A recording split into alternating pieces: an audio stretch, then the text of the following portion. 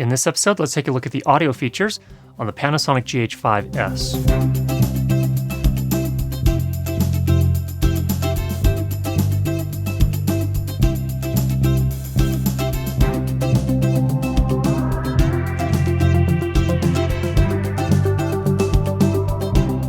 We just got the Panasonic GH5S in about 6 days ago, so we're still getting used to it, but I wanted to take a look at some of the audio features.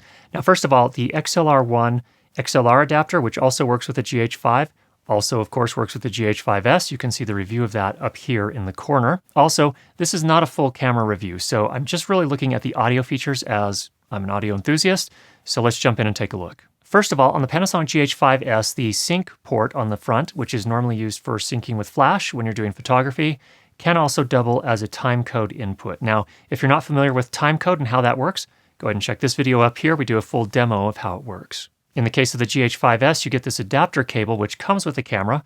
It plugs into the locking sync port on the front of the camera.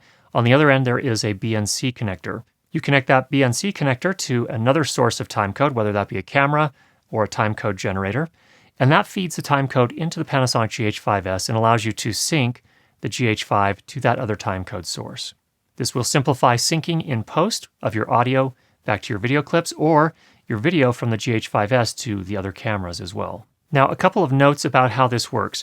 This is really just jam syncing. What that means in practical terms is that when you connect up that other source of timecode, in our case we were using a nano locket, which is a timecode generator, the camera only reads the timecode from the timecode generator or other camera at a single point in time. It's not continuously taking that timecode signal and using that as its primary clock source. So what this is doing is the Panasonic GH5S is syncing its internal real-time clock to that timecode source.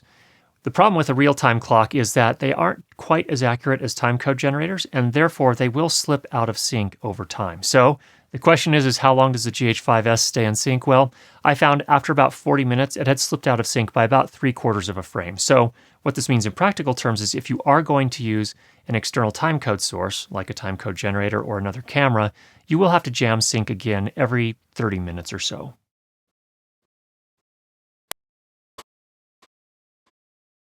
That being said, once you get the file in post, what happens is the GH5S writes the timecode timestamp to the video clip.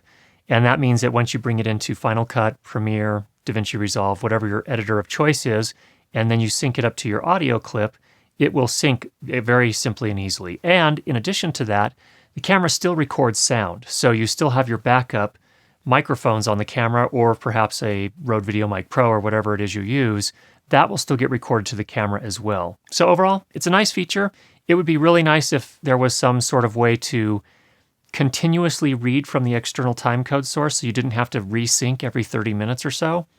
But it is a step forward. And I really appreciate that Panasonic is trying to improve the overall audio feature set on the GH line of cameras. So keep it up, Panasonic. Would love to see that continuously reading from an external timecode source. The second big audio feature on the Panasonic GH5S is that you can now take the 3.5mm input jack, and that can now read line level signals. So what that means in practical terms is if you have an external mixer or audio recorder, you can feed the signal from that, which generally will have a much better preamplifier or XLR inputs, and feed that in line level to the Panasonic GH5S. Then all the GH5S has to do is take that signal, which has already been amplified, convert it to digital, and record it along with a video clip. And that's exactly what you're hearing here. In this case, I have the Octava MK012 microphone that's going into my sound device's MixPre 10T, which is then feeding a line level signal into the GH5S.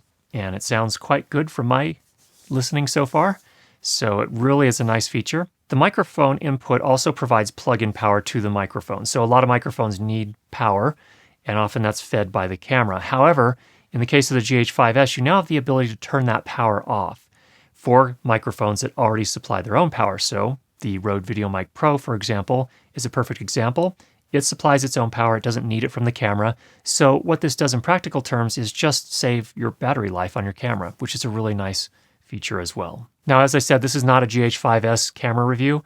I can just say a few things about it so far. I've had it for about 5 days, and what I've found is that it produces some very lovely images, I think, for a very small camera. Is it better than the GH5? I think it's different than the GH5. I think the picture is quite nice. I do notice a difference in the picture. It does seem to have more color volume, and we'll talk about in more detail what that means in a future episode. But overall, it is a lovely camera. You, of course, give up the in-body image stabilization, which for me is not a huge issue because I'm often recording from a tripod, so not a huge deal. And then, of course, I have a gimbal if I need to do that. But it's really nice in this particular case to be able to have both cameras. Is it an upgrade from the GH5? No, I wouldn't really look at it that way. I think a lot of other reviewers have said the same thing. It's really just a different camera for different circumstances. So we may come back to that in the future if you guys are interested in that. I'm not really a camera reviewer, but overall I found this to be a really nice addition to the kit so far. So if you have any questions, go ahead and leave those down below. If you've not already subscribed, make sure you do that, and we'll be sure to get you more great videos on how to improve your lighting and sound for video.